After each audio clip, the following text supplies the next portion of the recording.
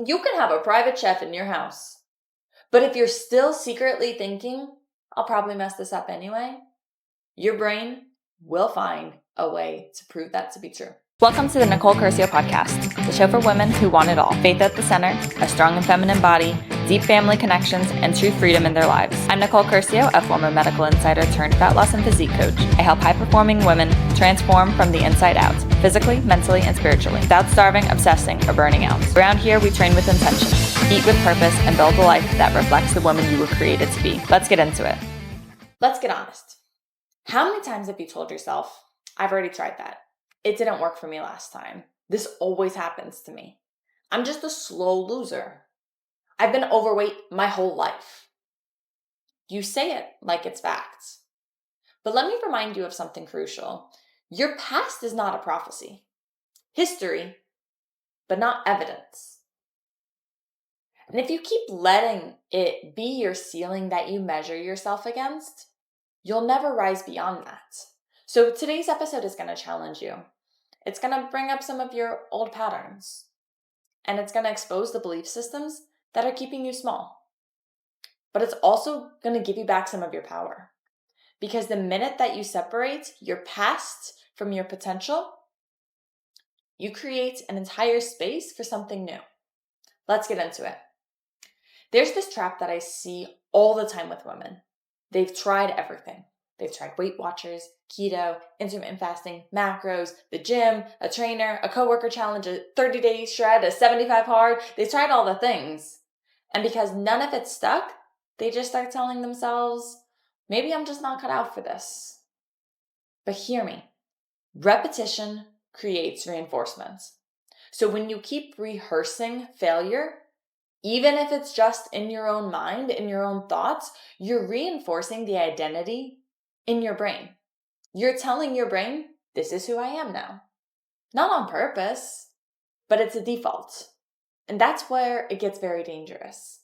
Because the more that we rehearse the old story, the more you build a life that matches it. Let's break this down logically. Your past is not a reliable predicator of your future. It's not a crystal ball. It's not a verdict. It's just a record, a report card from a version of you that didn't quite know what you know now, didn't have access to what you have access to now.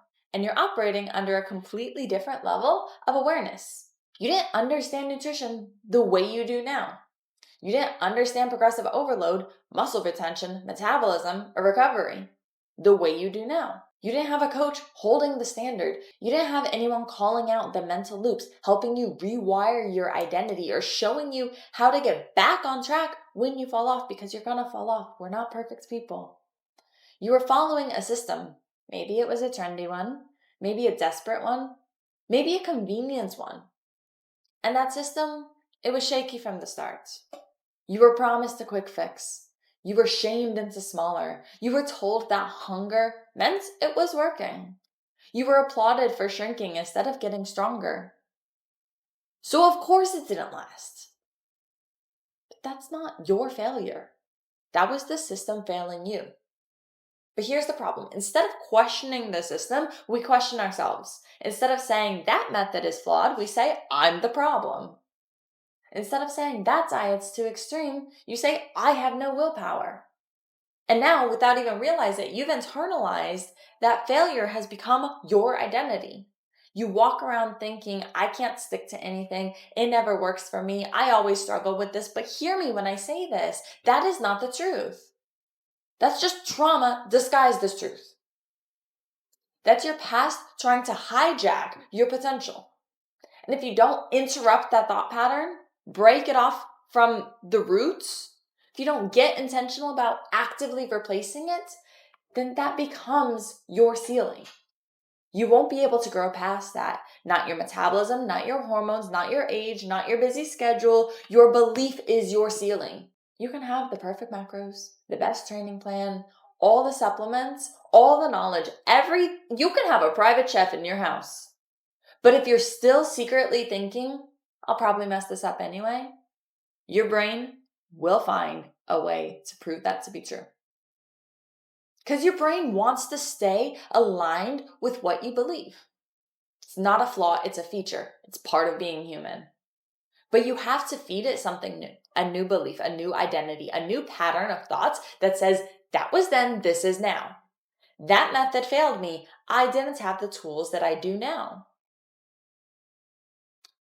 I'm not who I was back then, and I don't have to live like her anymore. That's the shift. That's the freedom. That's when real change becomes possible. Excuse me, not just a little bit of change. That's when a transformation becomes possible. That's when you become unrecognizable. Let me tell you about one of my clients. We're gonna call her Sarah. She came to me after struggling for 40 years. 40. She tried every single diet under the sun. She tried Weight Watchers, keto, low carb, soup diets, you name it. I guarantee you she did it at some points. She did it all with coworkers, accountability partners, timers on her phone, color-coded calendars, and every time the weight came right back. Faster, harder, heavier. So when she reached out to me, she was cautious. She wasn't hopeless, but she was exhausted. And I could tell she was still keeping her training wheels on when it came to her goals. She told me she just wanted to be healthier. That was her safe goal. And I called her out on it. She told me, I want to just feel more confidence. So I asked her, what's your big scary goal? Like, you know, the one you want so incredibly bad, but you're terrified to say it aloud because you think that people will laugh because you've already failed so many times. So she took a breath and she told me it was a number that she had not seen on the scale since before she had her 5 kids. It was a size of jeans she hadn't fit into since her 20s. It was confidence, fire, energy, boldness. So we mapped out a real plan. It wasn't magic. It wasn't fast. But it was intentional. But guess what? In those 9 months that it took, yes, 9 months, for an impossible goal, she got it. She hit her weight goal. But you know the best part? It wasn't just weight loss. It wasn't just fat loss. It was the identity shift. Because she finally stopped saying, I'm a slow loser. It always comes back. And she started saying, I'm a disciplined woman. I'm not afraid of food anymore. I'm not doing this to be smaller. I'm doing this to feel strong. That was the win. That's the kind of breakthrough that doesn't come from macros. It comes from self-belief. So there's a book that I read that radically transformed the way that I coach, the way that I think, and honestly, the way that I view human transformations as a whole. It's called Psycho-Cybernetics by Dr. Maxwell Maltz. Now, here's what's fascinating. Maltz wasn't a mindset guru. He wasn't a psychologist. He wasn't a motivational speaker. He was a plastic surgeon. And being from the medical field, I respect that a whole lot. He spent his life changing people's faces, removing scars, correcting asymmetry, fixing what the world would call flaws.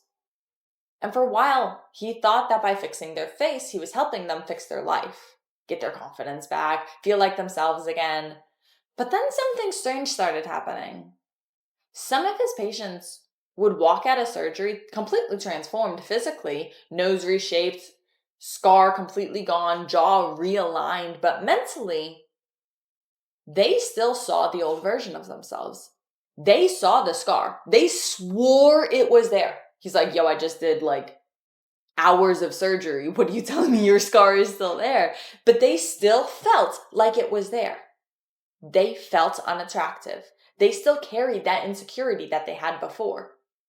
And it made Maltz stop in his tracks and ask, like, how can someone's face be entirely different, yet they still feel like it's broken? And that question, it changed everything. Because he recognized something groundbreaking. Every person has a self-image, a mental blueprint, a picture of who they believe that they are. And unless that blueprint is updated, unless that mental image changes, it doesn't matter what change they experience externally. The brain will reject the transformation and go back to what's familiar, even if it's the painful one, even if it's a painful identity. Now stop right there and think about your own story, because I know some of you have physically changed in the past. You've lost 10, 20, 30 pounds. You've toned up. You've had that streak where you were eating clean, moving daily, but deep down, you were still calling yourself the chubby one in the group, the girl who always gains it back, the one who never finishes anything, the black sheep in the family. So guess what your brain automatically does? It says, okay, so this is who we are. Let's make sure that our behaviors match that. And suddenly, you start skipping the gym again. You stop tracking. You fall off. It's not because you're lazy, and it's not because you're a failure, but because you're still mentally trying to behave like someone that you do not believe that you are. You cannot outperform your identity. Let me say that again, because it might be the most important line of this entire episode. You cannot outperform your identity. You can track your food for a week, but if deep down you still think, I'm the girl who always messes up, your brain will find a way to mess it up. You can lift 4 days a week consistently, but if you're telling people, I'm not really a gym girl, guess what your brain will do? It'll take that as a command, and it'll prove you right. Because your subconscious loves to be right. It wants alignments between who you believe you are and what you do. This is why it's so hard to maintain long-term habits unless you start shifting your internal identity. It's not about willpower. It's not about hustle. It's not about discipline yet. It starts with belief. Think of your identity like a thermostat. If you mentally see yourself as a 68-degree woman, bear with me, someone who's kind of healthy, maybe goes on a few walks, watches her sugar, but still doesn't really believe she's fit, strong, or consistent. Second that your behavior hits 75 degrees, you're eating clean, you're lifting consistently, hitting your protein. That little gap there, it feels too unfamiliar. It feels too hot. So guess what your subconscious starts to do? The subconscious thermostat kicks in and it'll cool you right down. You start skipping a workout. You overeat and say, I'll get back on Monday. You ghost your coach. You stop weighing yourself. You unplug. Not because you don't want the results, but because your internal thermostat, it wasn't set to hold them. So what do we do about that? Here's the good news. Your internal image, it's programmable. You already programmed it to think you're not a gym girl, to think you can't get the results. So now we just program it the right way. You've already trained yourself this way. So now you train yourself to believe, I am resilient. Just like you memorized, I always fall off track, you can just rehearse. I'm building consistency every single day. But the thing is this doesn't happen by accident. It happens through intentional repetition. It's why Psycho-Cybernetics was so incredibly groundbreaking, was because Maltz discovered the mental rehearsal. Visualizing yourself succeeding, speaking a new narrative over yourself, picturing your wins was just as important as the physical action of showing up. Because when your mind sees it enough, your body starts to believe that it's possible. And once you believe it's possible, you start acting like it's inevitable. The results will show up. So if you're wondering why you're still stuck, why you can't seem to stay consistent, why your motivation fizzles out, why you sabotage your progress, even when things are going well, start with this question. Who do I believe that I am? Because everything flows from that. If you want to change your behavior, you have to change the blueprints. That's what I do with my clients. I don't just give them macros and a workout. I help them write new internal scripts. From I always fall off to I'm learning to show up no matter what. From I've always been the big one to I'm building a body that I'm proud of. From I've never been able to stick to anything to I'm the kind of woman who follows through. Because your transformation, it starts in your mind before it shows up in the mirror. So let's not pretend like belief issues happen in a vacuum. Some of you have trauma. You've been body shamed, mocked, rejected, ridiculed. You've been taught that thin is worthy and big is unworthy. It's broken. And now, even when you want to change, you're carrying the fear, pressure, and shame with you. This is where having a coach matters, because it's not just about the macros. It's not just about the workouts. It's about peeling back the layers, the beliefs underneath your choices. When a client tells me, I don't think I can, I don't just say, yeah, you can do it. Yes, you can. That's not all I'm here for. I start to ask them, where did that story come from? When did you start believing that? Is that actually true? Or is that just familiar to you? Because freedom doesn't just come from tracking your food. Freedom comes from replacing the lies with truth. That's the heart transformation. So I want to leave you with this challenge. Write down 3 moments in your life where you overcame something hard. Big or small, does not matter.